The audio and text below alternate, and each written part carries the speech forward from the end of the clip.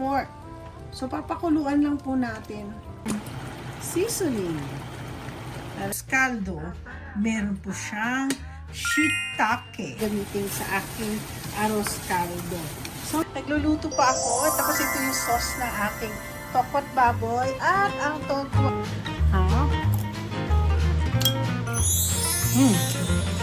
Ang sapo. Tell me how the garden grows, Tita Meriton. Warm hands guide the soil where the hope is sown. Magandang hapon.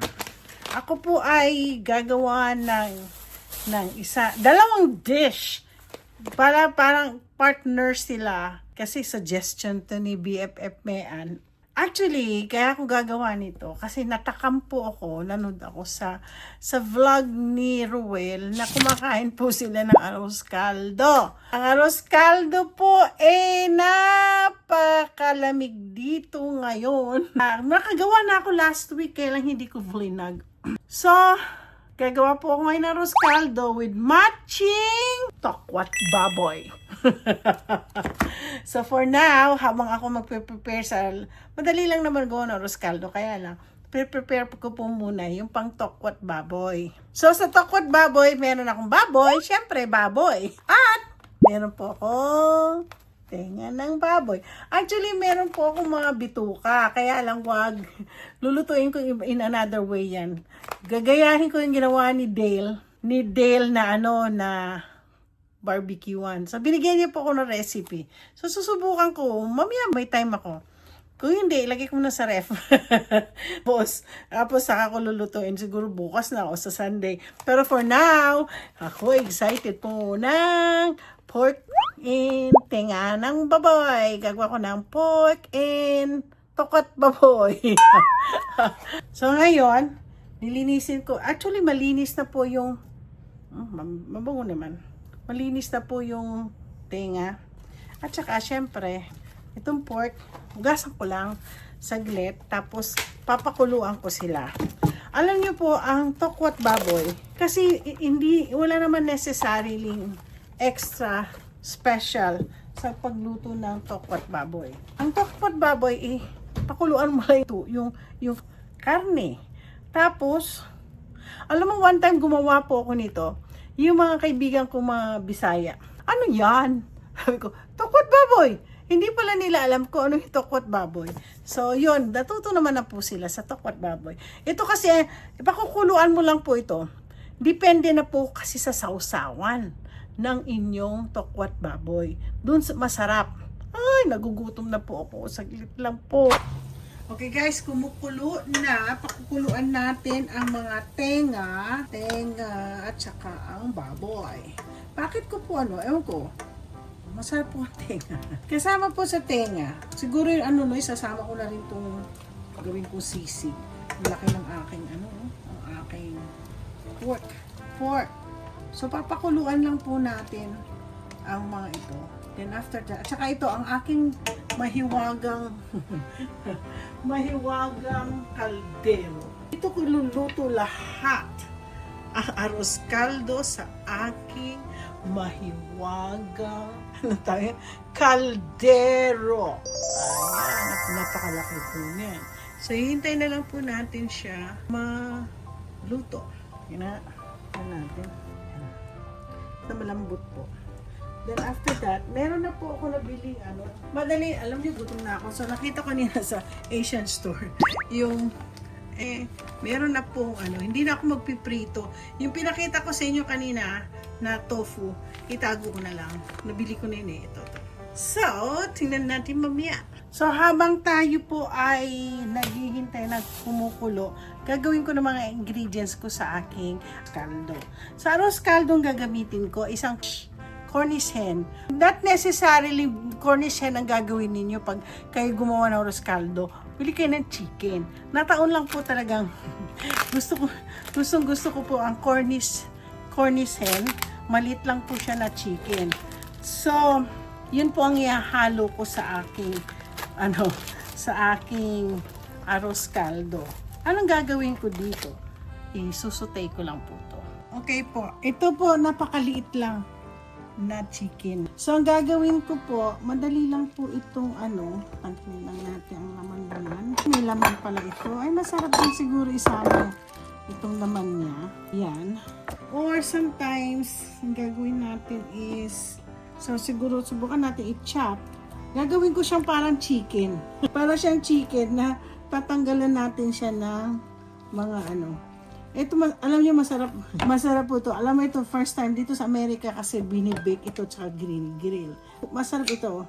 Lalo na pong paborito itong mga Amerikano, lalo na mga Middle Eastern din. Paborito nila to. So, gagawin ko po ito para siyang chicken, gaganutin na lang natin. Kaya lang, pagkainin mo, napakalit lang, no? So, hahatiin ko na lang into 2. Dalawa. No? Para rin chicken na chicken manok. Tapos iluluto ko to with so sutay-sutay ko siya. Tanggalin ko, meron pong mga laman loob na pakalitin. Tingnan nga natin yung laman loob nila. Ano ito? Malaki naman ang kanilang gizzard din. O, di ba?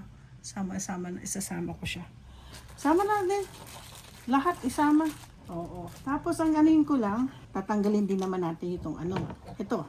Hatiin din naman natin sila. Actually, ginamit ko na lang gunting. Pwede rin. Kasi pinakamadaling is ang gunting. Ito kasing gunting para to sa pwede na rin. Naman natin. Ayan. Okay. So, ang kakain arroz caldo ay napakaswerte. May kakain po sila ng isang buong ganyan.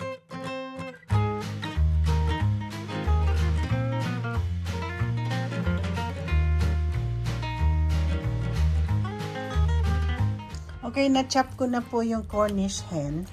Ito po ang aking Tapos iluluto ko siya with some like itong leek. Ito na ang gagawin kong sibuyas. Tapos meron po ako dito mushroom. Shiitake mushroom. Yeah. Ito namang tawag nito ang aking inspirasyon sa aking paggawa ng arroz caldo na to ay si Maring Lulu. Ang controversial na si Maring Lulu. Sabi kasi ni BFF Mean na si Maring Lulu, kapag siya po ang gumagawa ng arroz caldo, meron po siyang shiitake. At saka meron po siyang radish. Ano pa? Of course, may ginger. Of course. Ayan. Yan si Maring Lulu na very, very controversial. Kasi po, siya po ay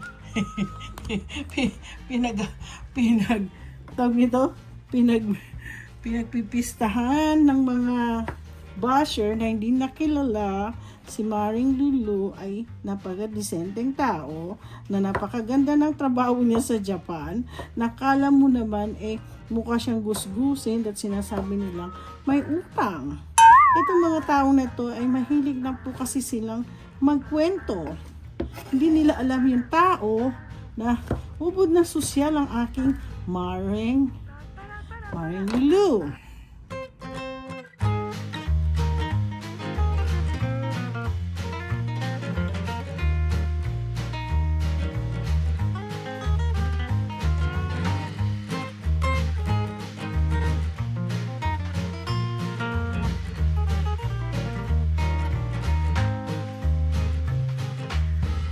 Okay guys, lulutuin natin yung chicken. Of course, meron po tayong sibuyas. Ako magbubukas ng ventilation. Tapos,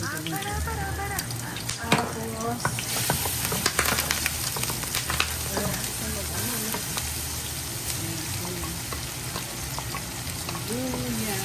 Ito gagamitin natin yung natawag nilang leeks. At ginger.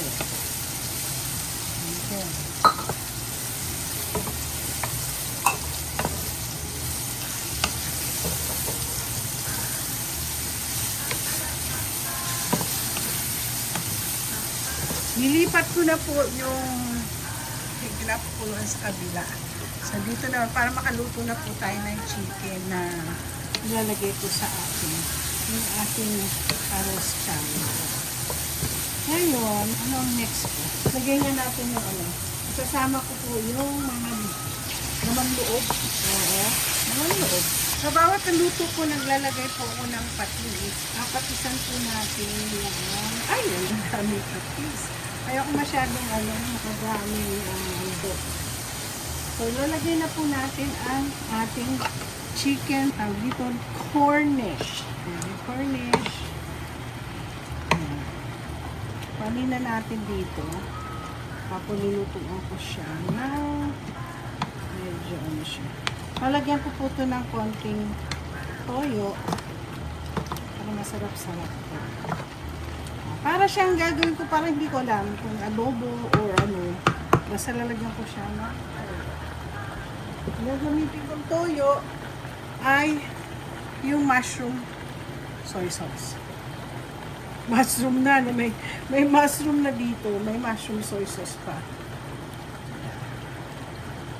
And of course, ano pa nga ba? Magic sarap.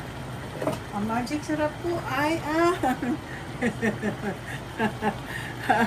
ang ano tawag dito? Seasoning. Lalagyan natin yan dyan. Yeah. Okay, so guys, takpan muna natin ang ating niluto. Ay, teka, check muna natin ha. Lagyan natin yan. So, takpan muna natin. Saglit. Buksan natin kung medyo ano na siya. Madali lang po kasi lumambot ang ano. Nag-ano yung aking rumentado, ang aking mga lutuan. Ay, hindi pala lutuan. Yung mga ano. Ayan, nag-ano na siya. Wala masyado siya maraming. Ayoko na lagyan ng toyo to. Tama na. Lagyan na natin yung shiitake. Shiitake. Takpan natin at siguro yan ay lalambot na. So, okay guys. Tinanggal ko na po yung ano ng chicken dito. At one cup of rice lang ang aking gagamitin sa aking arroz caldo.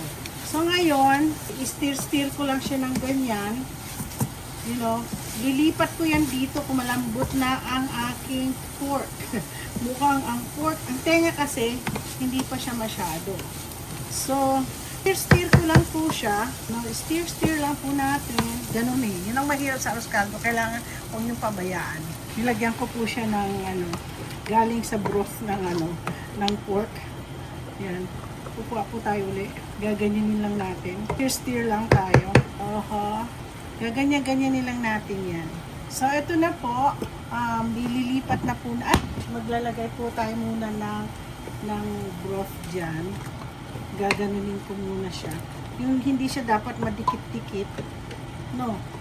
Yan. Tapos, ililipat ko na siya sa aking magic na kalayo. Kaldero pala. Magic na kaldero.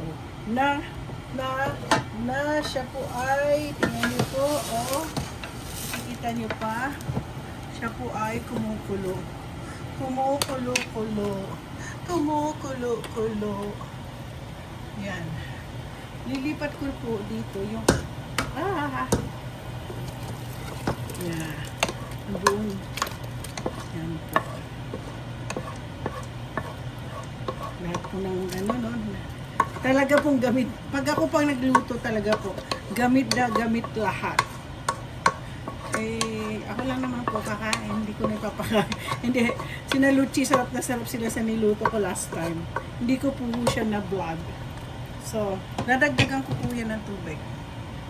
So guys, keep on stirring to. Kasi, the reason why you keep on stirring, kasi nga po, didikit po kasi yung kanin sa ibaba ng kaldero. So, makikita na niyo mamaya, matatapos na to. Okay guys, from time to time, ini-stir ko po yung yung arroz caldo, yung kanin. And now, inalis ko na po yung pork at ako po ay tawag dito, mag-chop ng pork at saka ng tenga.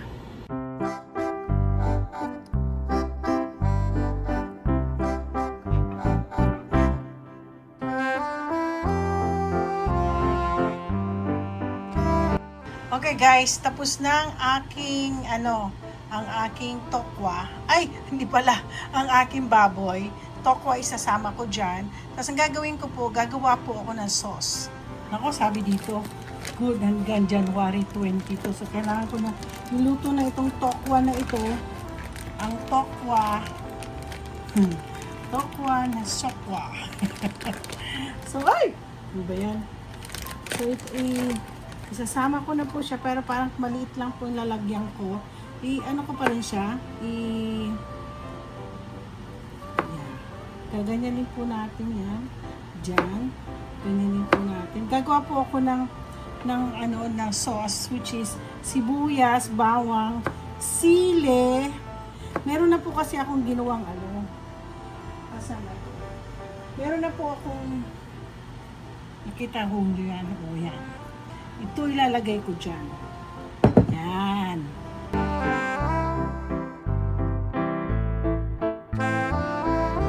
Okay, gagamitin ko po ang ito aking may sili na po to. Lalagyan po natin ng sili. May suka na po ito. Ay nako, alam nyo, ubos na po ang ganito. Hindi ko na-vlog to, pero siguro bukas gagawa ako kasi ang dami kong in-order na ayan ang sili, ang sarap ng sili. Yan po. Teka, tingnan na natin kung ito po ay successful. Successful ang Tapos lalagyan po natin siya ng, aray ko, ano ba yan? Naglinis na po si Luchi dito. Tikman natin ang ang hang. Lalagyan po natin ng toyo. Aray, hindi talaga mabuksan. Ayan. Ayoko po lagyan ng matamis to. Dahil hindi po ako mahilig sa matatamis. Mga lang. Yan. Tapos lagyan natin ng konting hindi ko alam. Kung kayo, gusto nyo, alam nyo wala po kaming kalamansi. So, meron ko lang dito is, lalagyan ko ng cilantro. Huwag na. Masarap na po ito sa tokwat baboy ko. So, ang tokwat baboy po. Ito, ang hang! Ang sarap! Ang sarap-sarap po. Lagyan ko ng konting kalamansi. So, ang kalamansi po namin ay nandito, nasa bote. Wala po kaming kalamansi na talagang kalamansi. So, lalagyan ko konti. Tingnan natin kung naglalaban-laban po ang lahat. Sarap! Lalo pong masarap. Oh my God. Hintayin na lang natin yung lugaw ko. So guys, natapos ko na rin. Kanina medyo may araw, ngayon gabi na. Hirap para gumawa. Mahirap i-vlog. So anyway, natapos ko na po ang ito na po aking finished product. So ang aros kalma ko. So, marami pa. Nagluluto pa ako. Tapos ito yung sauce ng aking tokwat baboy. At ang tokwat, puro tokwa. May baboy naman po. Madali lang pong gawin ito. Kakukuluan lang po ninyo. Alam ko yan kasi itong negosyo ko dati na nalugi. Okay guys, gagawa ako ng ng aking tokwat baboy. Ay, nahulog ang tokwa. Masarap po yung tokwa. Masarap po in fairness. Kaya lang kailangan by January 20 kailangan daw ilutuin na, gamitin na. So gagawa po ako ng sauce niya. Ewan ko, sa Visayas, mga Bisaya na friend ko dito, hindi nila alam ang tokwat. Nung gumawa ako na sa church pa ako nila, Pastor Noel, gumawa po ako ng tokwat baboy. Yung mga Ilocano, yung mga alam nila. Pero, sa kanila, daw ang tokwat baboy? So, ito po, pinagsama ko, nilagyan ko ng sauce.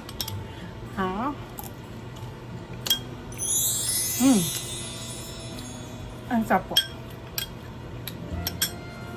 Matagal ko na kasi na ano to. Mag-vlog ako nito. Marami ako nabili. Alam nabili, hindi ko binebenta. Marami yung kumuha. So anyway, masarap po siya with bigyan ko ng kalamansi. Ang sarap. Mahilig pa ako naman din na sibuyas. Ang sarap. Tapos, ito yung hinahalo. Magandang partner sa malamig. Alam niyo, malamig yun. Sarap ng aming So, don't forget to like and subscribe.